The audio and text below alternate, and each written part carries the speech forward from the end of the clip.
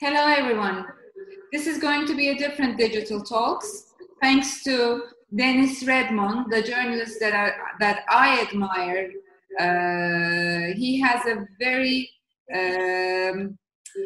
important background for all of us in this business. And he used to be the chief for the AP, the Associated Press in Rome, for many years. And so with this, he had a lot of experience with all the signatories, leaders, and not to mention the news, actually. And since then, he is on the other side of the table, which is he's in PR business, he's in communications, and he's in teaching. So he has a lot to tell us about what the media is all about today.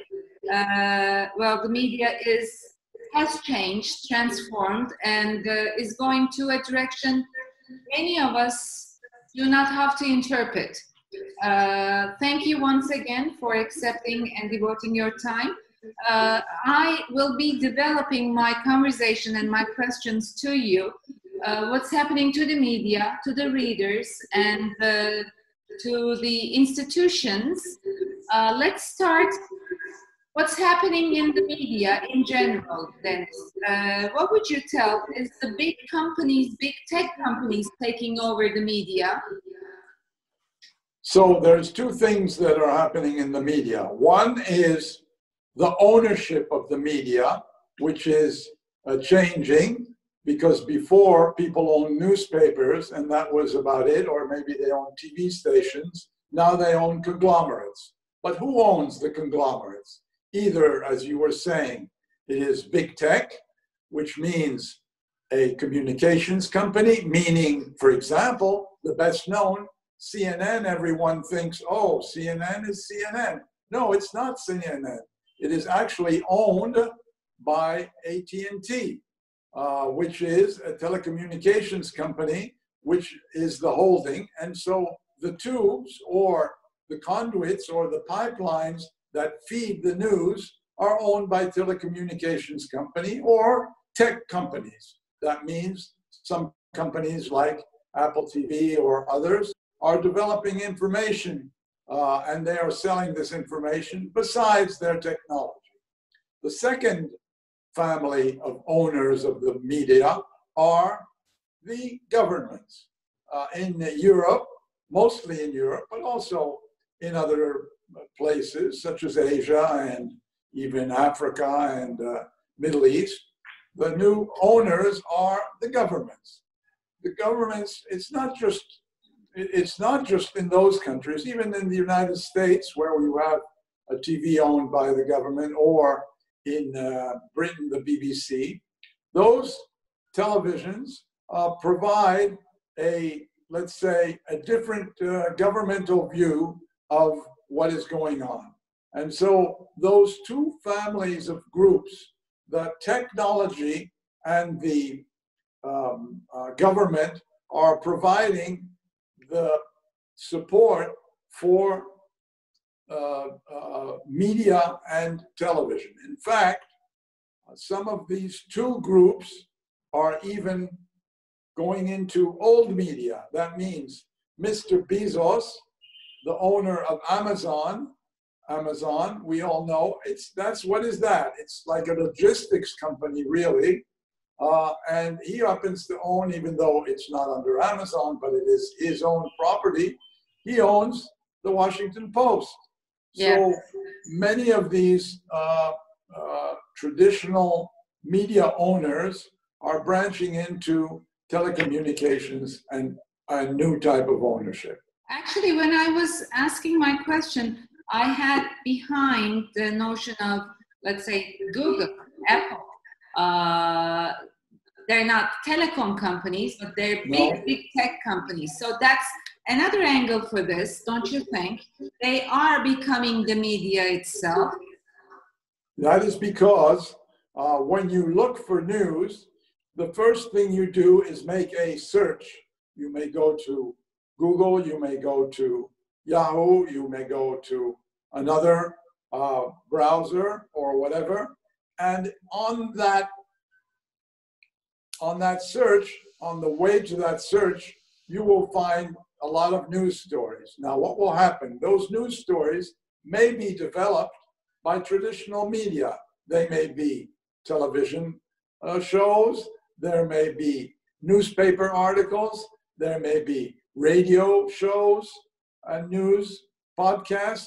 All that is provided to you through the pipeline of Google or Yahoo or Facebook or other media. And so that means... I mean, what's the new feature or the new feature is that the newspapers and the developers of these articles are getting very unhappy because Google so far and other carriers are not paying for this content. They're just relaying it. So you're going to them, they're receiving the money for publicity, and as a result, the people who are writing the articles or the organizations that are writing the articles, they're not getting the revenue. So in many European countries and on the EU level, the competition commissary, Margaret Vestager, is against this and wants to make it a fairer playing ground. And so if that is provided, in order for this to happen, the EU is levying some fines on these high-tech companies. And so that way they may be disciplined into paying some symbolic amount so the news can be developed. In the meantime, some of the newspapers, actually the traditional media, is filing for bankruptcy. That's especially true for the COVID term. Everything is upside down now. What's happening in the United States? I mean, that was the last resort that I thought I would be hearing something like this, the consolidation of the media or bankruptcy of the newspapers. What's happening there? That's another angle of the story. So in the United States, you are having a terrible situation for the people who are in the media. Many people are being dismissed because the media can no longer support an expensive situation whereby you spend a lot of money to cover the news. You have a very heavy staff. So what is happening? All the regional newspapers in the United States are closing one after the other, and we are remaining with some prestigious titles like the Wall Street Journal, yes, like the New York Times, like the Washington Post, like some traditional titles. But even those traditional titles who have done well, such as Atlantic or Vox or BuzzFeed or other titles that we know of, which are purely digital news sources, those are having terrible time because they have no support from advertising. Advertising has vastly diminished, and that advertising is being captured by the Googles of this world, who are selling it to their audience or to the advertisers who will put their own messages in between news stories. Is there a light at the end of the tunnel, or is this going to be, I mean, a curse for journalism? Because journalism depends on advertisement. I mean, it needs to be profiting. So there is a light at the end of the tunnel. Why? Because people, the key word here is trust. And the word trust is the magic word. People will come to a title that they trust. And it may not be a New York Times or a Washington Post. It may also be a government organ. For example, during the pandemic, the current pandemic, in Italy, for example, there has been what is called the revenge of public TV. More people are tuning into public TV, and because public TV does not need advertising, it seems as if people are tuning in because they realize that it's a reliable voice and that the programs are still funded with enough funds. But isn't it a vicious circle? I mean, is there a danger behind that? Because state-owned television need to be biased, or you wouldn't find a lot of news that you would just find in other mediums. What do you, I mean, can you just squeeze your answer into your whole... Into the algorithm. Yeah, well, yes, indeed. State TV, of course, people see it with a grain of salt. But if you're talking about health problems and public health attitudes, then you'll focus on that. Then people will find that they will trust an independent title, a title that has credibility. So it could be a national title, it could be an international title. So some people will tap into something like the Washington Post, or they will tap into something called the Huffington Post, which is a pure digital player. Yes. So people will check internationally and nationally titles that provide them with the background. And those titles provide background with highly skilled journalists who can do video, audio, and print. The Associated Press, for example, had a first scoop at the start of the pandemic in New York City, where it sent a journalist into the emergency room of a New York hospital. That journalist did absolutely everything alone. He did photos, he did broadcast, he did text, he did video, he did sound, he did everything. And that's because he was a born digital person. So that's one thing. The other thing is cost savings. So cost savings creates a certain need to do everything with the least amount of staff. And that has created what I call living room TV. And living room TV is, in the United States and probably in Turkey and many other countries, people are used to having the person broadcast from home. We've seen it in the last 3 months. But what they are not used to is having an anchorman. That means the conductor of the show sitting in his home, and that person is writing the titles on his keyboard. He is calling in the satellite shows from the various international locations. He is calling in the statistics from slides that are being fed to him. He is picking out the photos, and that living room TV, and then he's calling in the correspondence from their home or in the field. That was not possible. That's Superman. That's you right. have to be born that way, and you have to be multitasking. But that is the way that the new journalists are now doing. They are, on top of that, they're not just doing all those traditional things, but on top of that, they're also tweeting, Facebooking, and Instagramming at the same time. So they're extremely technological, and on top of that, they have to know what they're talking about.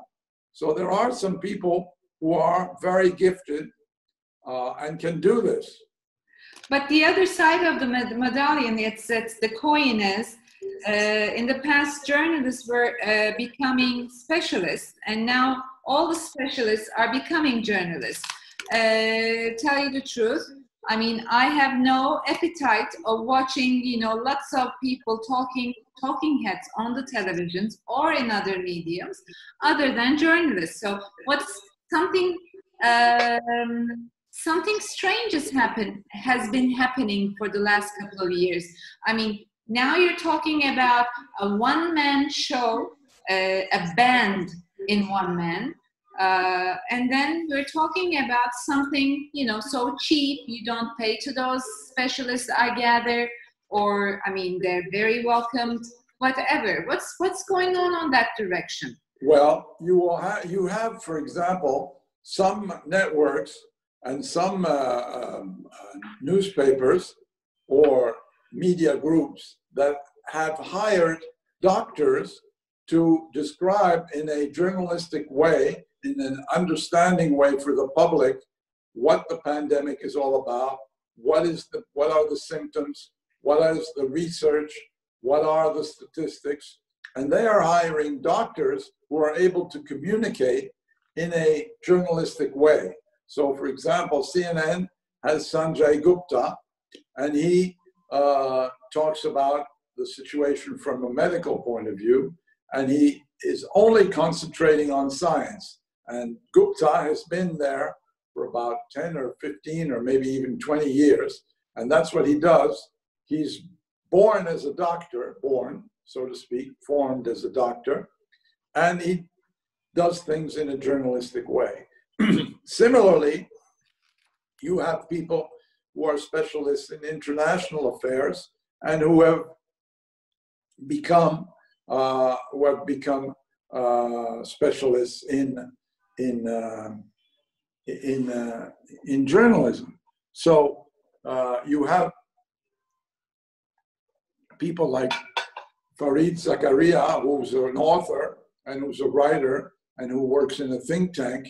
He now has his own show, and he has become a journalist even though he's a writer.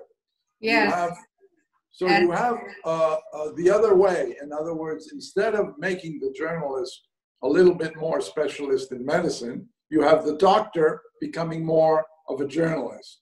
Yes, we talk about a couple of people like that, very famous, like Christiana Manfur and Farid Zakaria or Gupta. But that's something else, don't you think so? Or if we go to this direction, why do we need journalism schools, or why do we educate journalists? So is there a mixture? Will there be an interdisciplinary thing, or what's the future is going to be for the journalists, for journalists? I think the training of journalists is changing very fast and very deep. Fast because people have to adapt to the new technology, and deep because if you're a journalist, what people want is interpretation and meaning of stories. So you're going to have to look at data, and you're going to have a lot of these journalists trained in data. So it's very interesting to see how the number of talk show popularity in Italy, for example, during this pandemic has gone down because people are tired of having people who don't know about a subject talking about it. So if it's a talk show or a political show saying the government did this, I'm against, or the government did this, I'm for, then people are tuning out and they're trying to find out, they're trying to get more trusted and more verified information. And so the talk shows, the audience of the talk shows has gone down. Another thing that people are looking for is solution journalists. Solution journalists meaning they're not telling you what the problem are, they're telling you what is working, individuals and communities who are succeeding, and policy makers and policy measures that are making your life easier. So for example, if you have a journalist who have an international background, they will tell you how the pandemic is doing in places like Taiwan, which we haven't heard about, or South Korea, or even Israel, or even Hong Kong, where small places have done a better job of monitoring, tracing, testing, yes, and confining.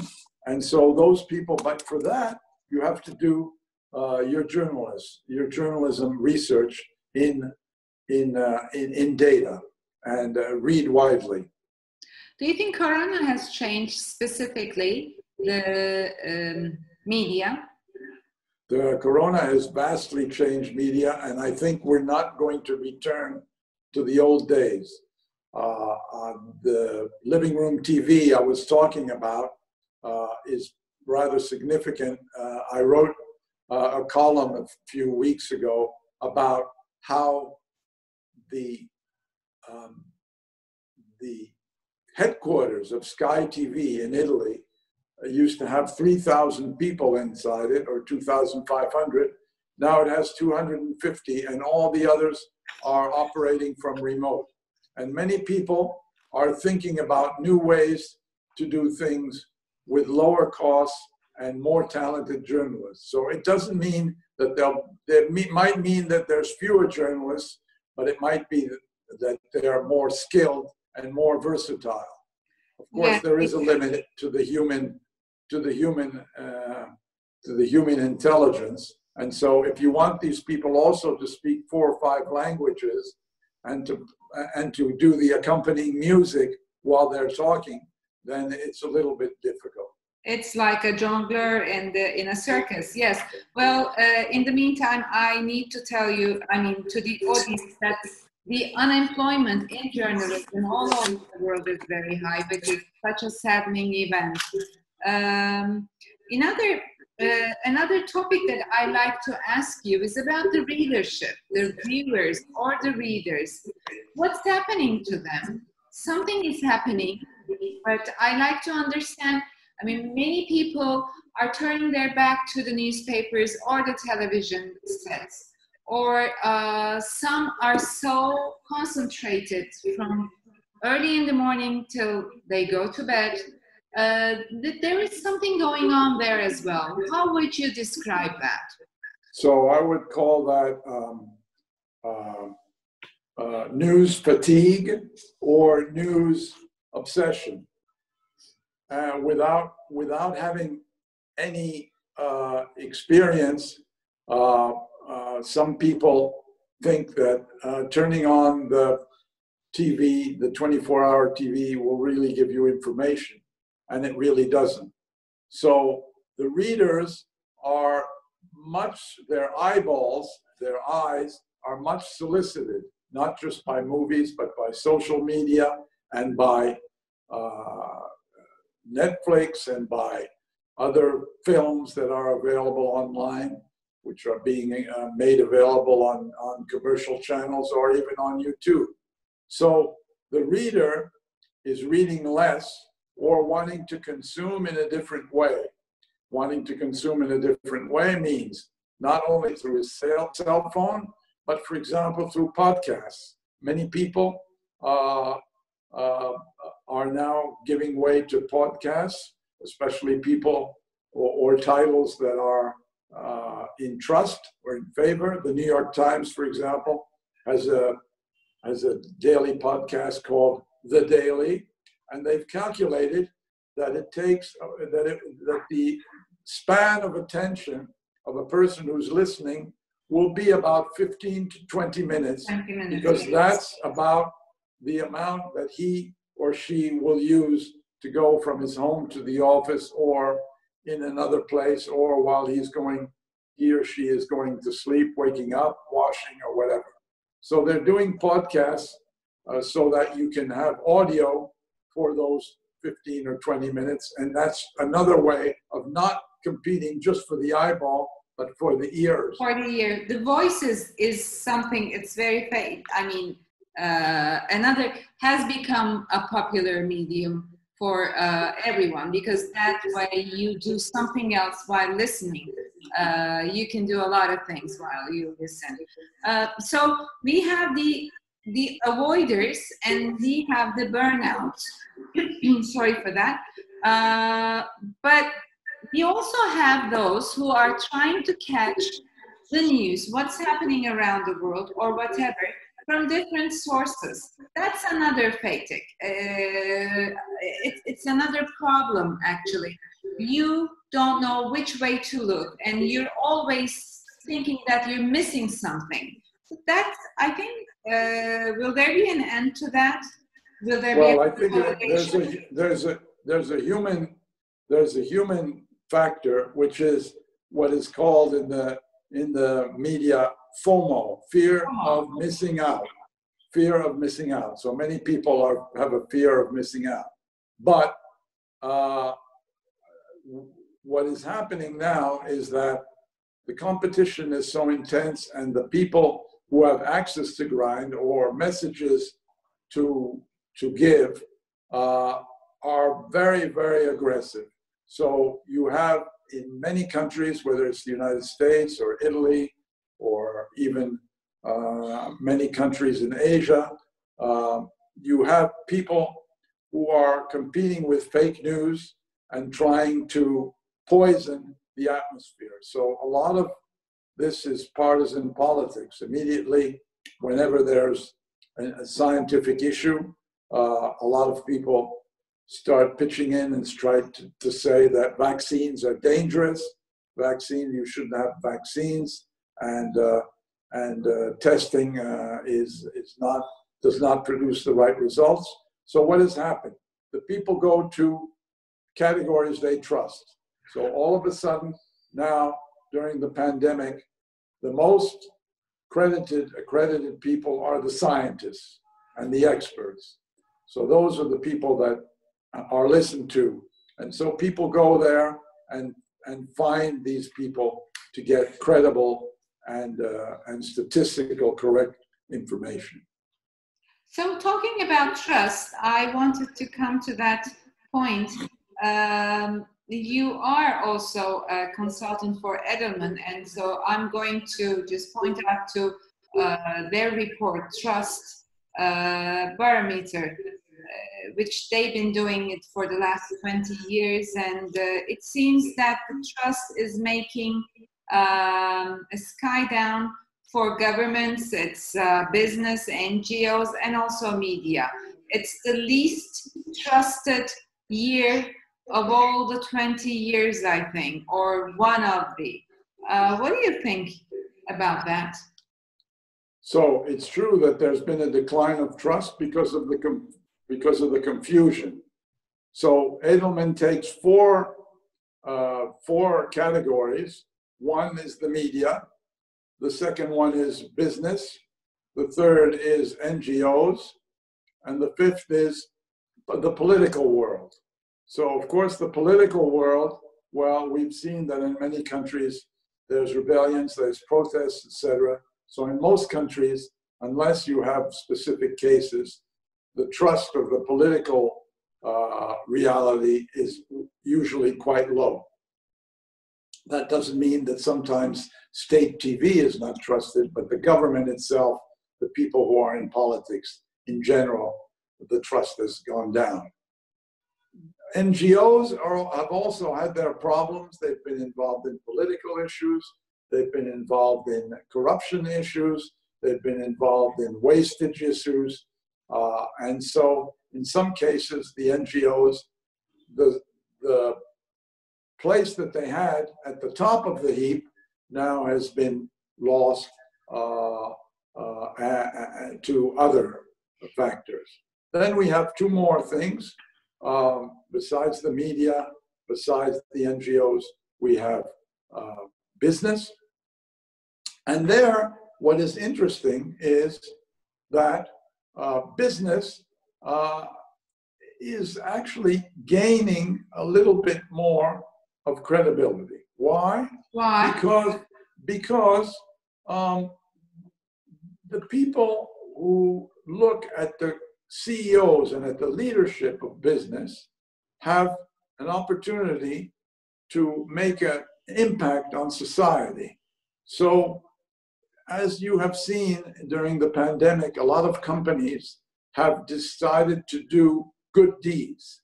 They have decided to create food banks. They have decided to do donations. They have transformed their assembly lines into making masks or ventilators. They have decided to give a certain portion of their revenue to good causes. And the people who have spoken out about this are the CEOs.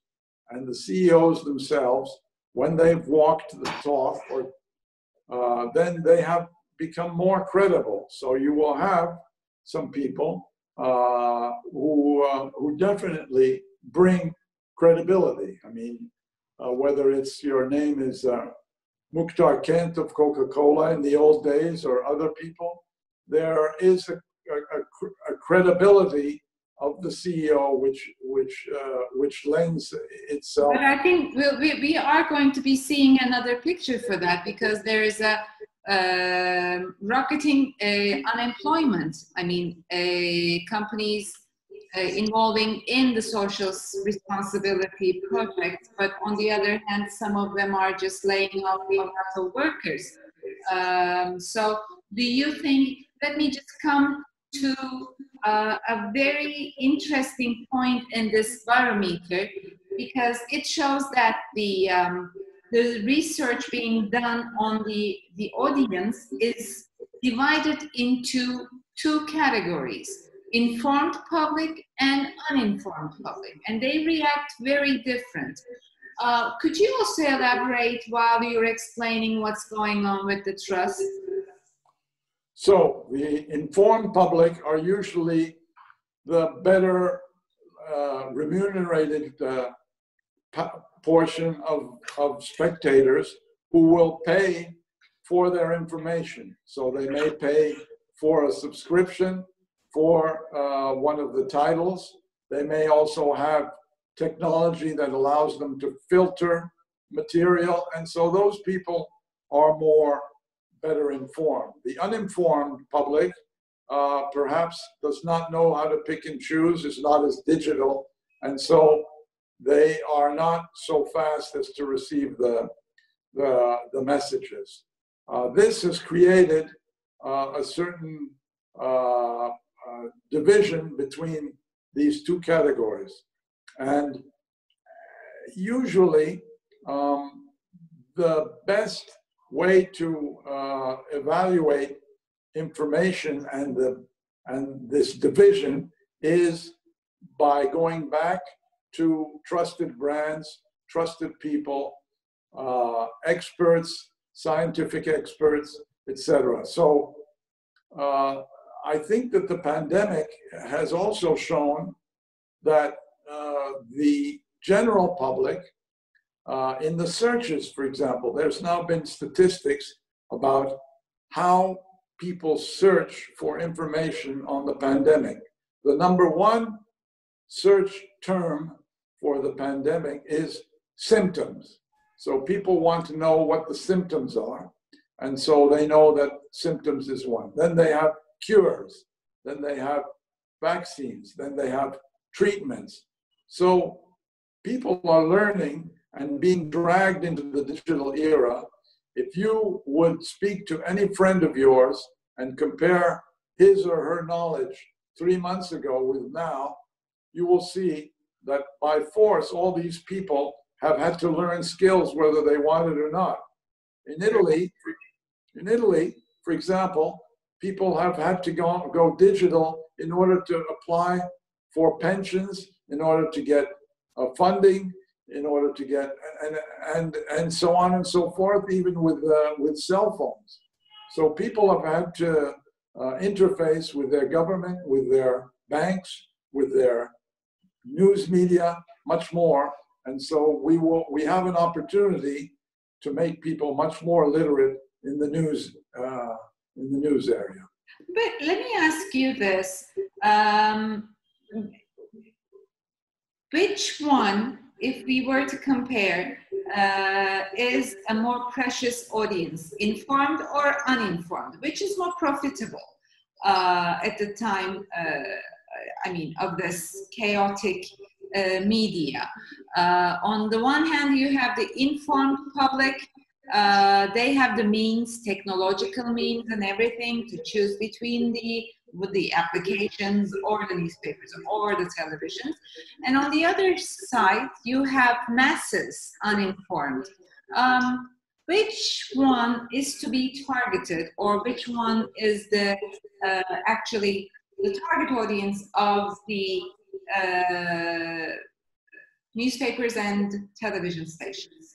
Well, I think as you know, there's all sorts of people that study this and that make this their life's study, and they see that the various sectors, according to income, provide different sorts of revenue. And so you will see that obviously you have the precious titles and the prestigious titles which provide the refined information, but you also have very large companies that need to work with the masses. And so the big companies, whether it's Unilever or Exxon or other companies, traditional companies, those companies need to interface with the population at large, because those are the people that are going to the supermarkets, to the gas stations, to the banks, to these other outlets which are consumer areas. So neither one should be neglected, and there should be a language for both. Now, what is happening, and maybe we have talked about this before, is that many of these companies have also become themselves producers of news. The Italian energy company, Eni, has a 24-hour newsroom in which it produces not just news about oil and energy, but news for the consumer. And all day long, in case there's a crisis, they're always there informing. And they inform in various languages.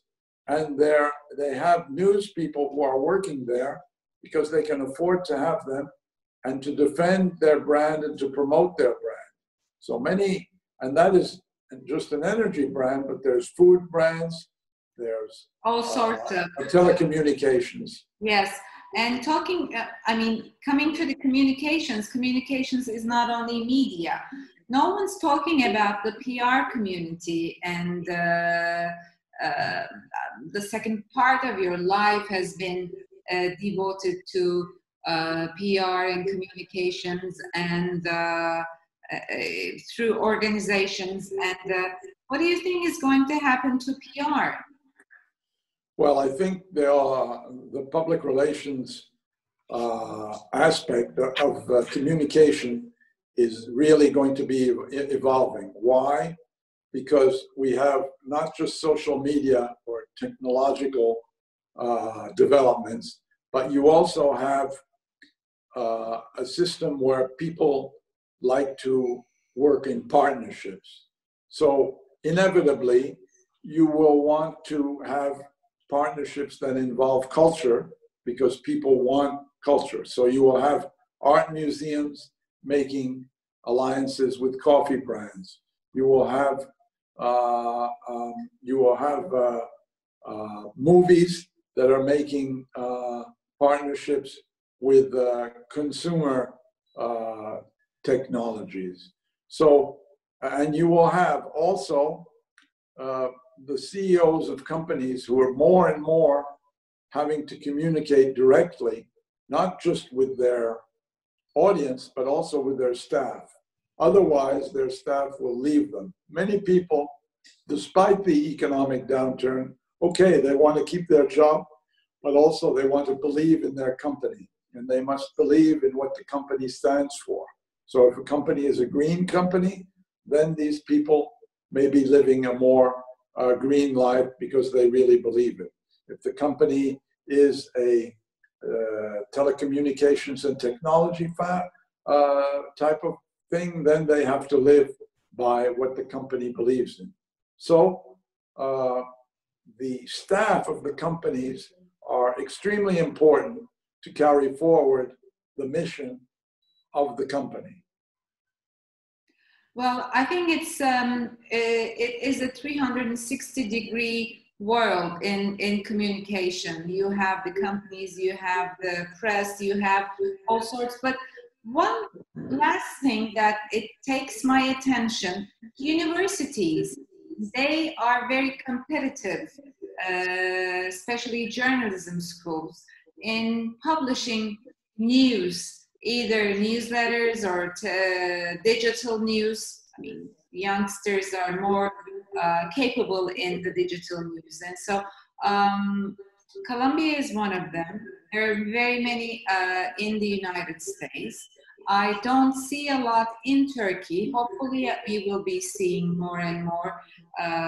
What's becoming of the universities? They are forcing the lines.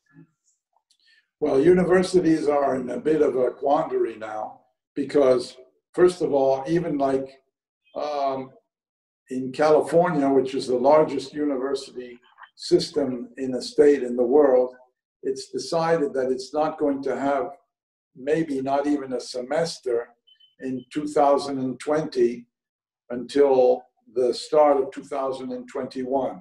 So there's an immediate problem, which is how to face the pandemic. That's number one. Number two is, what are you going to give the journalists, the future journalists, to do and to learn?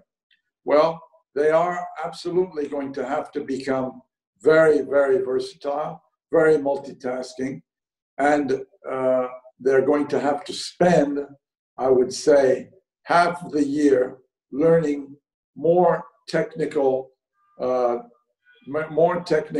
approaches than they have had than even before.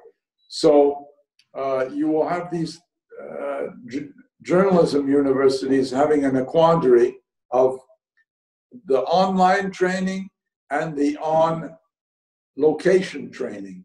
And that is very difficult for a university to handle, because not everything can be done at a distance.